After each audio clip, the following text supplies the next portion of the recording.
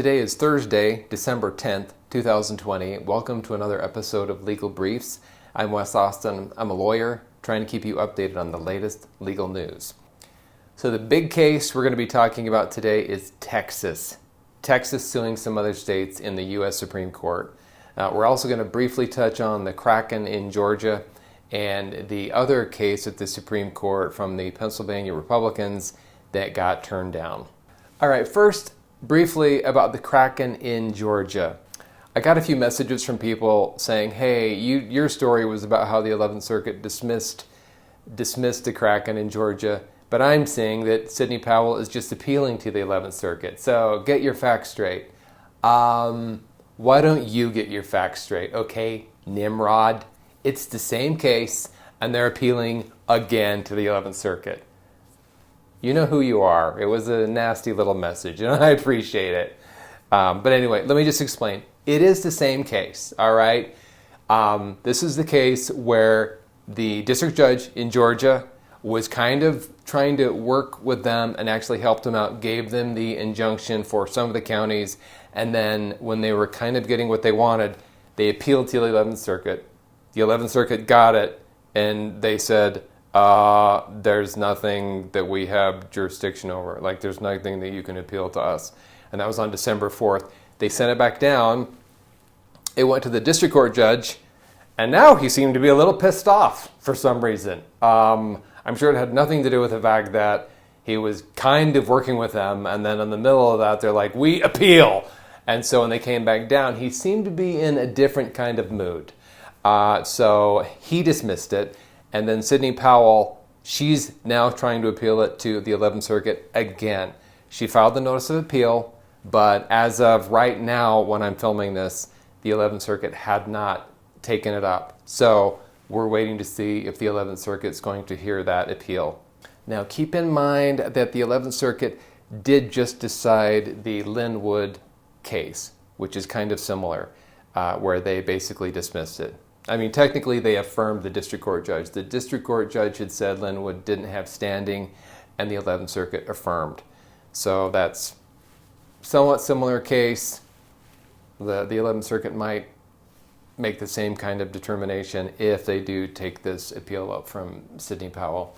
Now, another update on the lawsuit by the Republicans in Pennsylvania that was up at the Supreme Court. This was the one that was filed by Mike Kelly, and it had gone up to the Supreme Court, and this is the one where Justice Alito had moved up the deadline for response so that it was by the safe harbor deadline.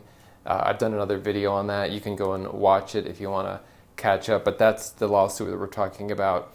So the U.S. Supreme Court on Tuesday, so just a couple of days ago, they denied their application for injunctive relief. In a very short one or two liner, this is what they said. The application for injunctive relief presented to Justice Alito and by him referred to the court is denied. Now, note that I don't see any dissenting opinions here, so I'm assuming that this was 9-0, like 9 justices all agreed, like, yeah, we shouldn't take this, we shouldn't grant them injunctive relief, and let's just deny it, not get involved. All right, on to the big one. So Texas, they have sued 4 other states in the United States Supreme Court. So they've sued Pennsylvania, Georgia, Michigan, and Wisconsin. Ooh, I almost forgot one. I got it though. So they've sued them in the U.S. Supreme Court, saying that they violated the Constitution, they had voting irregularities, and they also treated voters differently. And they're basically asking that the U.S. Supreme Court throw out and not count the votes from those 4 states. So in their lawsuit, Texas is alleging a number of things that have basically you've seen before in a number of different lawsuits at district courts in many of those states.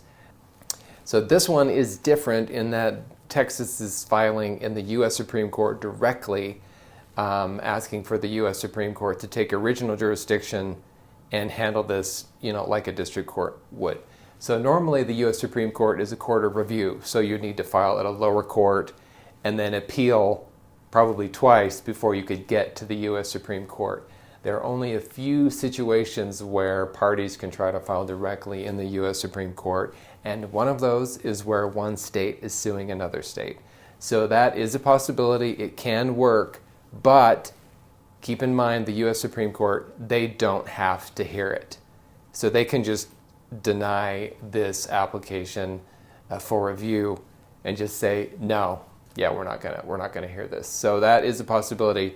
So the Supreme Court set a deadline for the replies to be today. I think they're due this afternoon by 3 o'clock.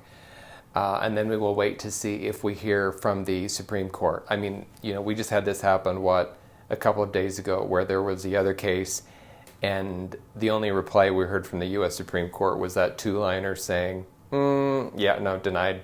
So we're going to have to see what happens with this one.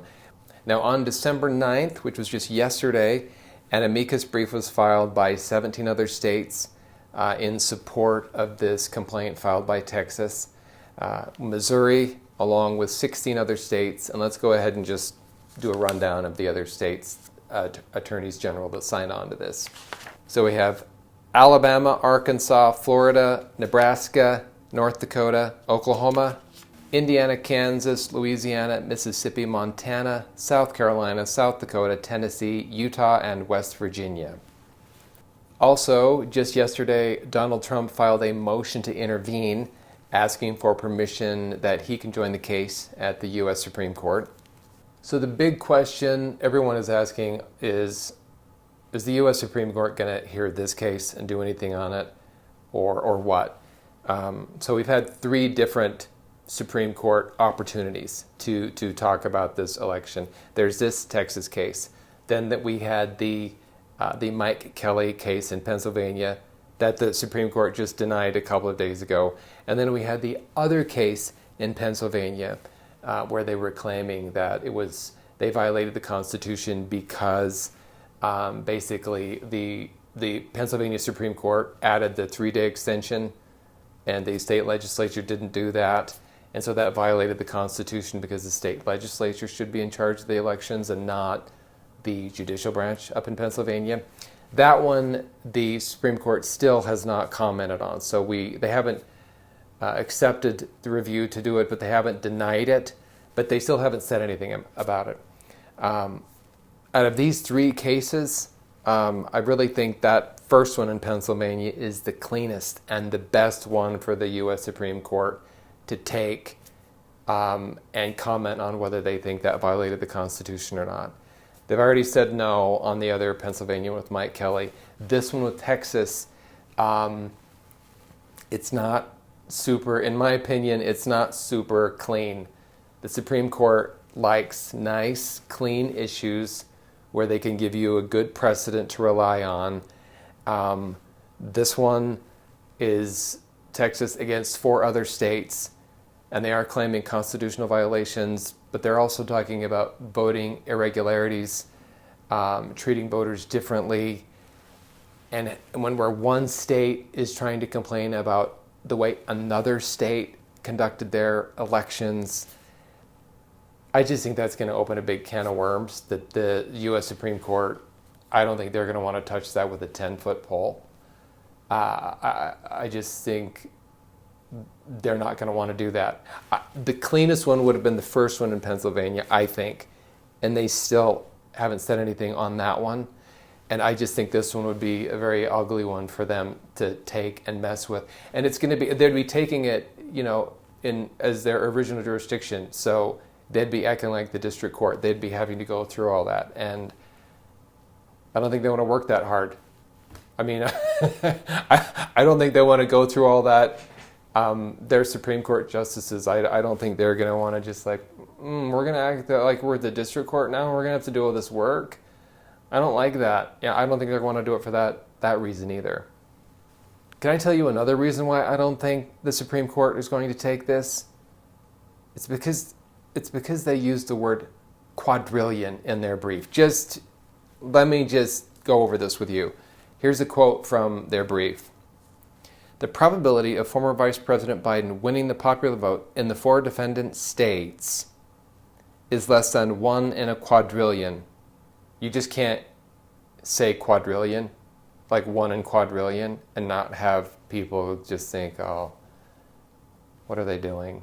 1 in a quadrillion. And then they actually doubled down on that huge number later, and they said this.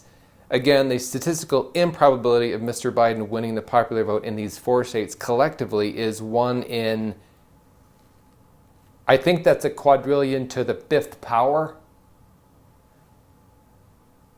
I think that's a cajillion. Look, you can't.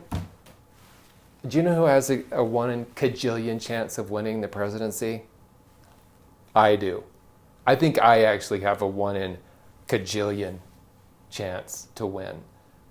I don't think the chances are very good that the Supreme Court's going to accept this and start to act on it and adjudicate it. I think most likely we're going to see like a 1 or 2 liner that just says, your request to file this bill of complaint is denied.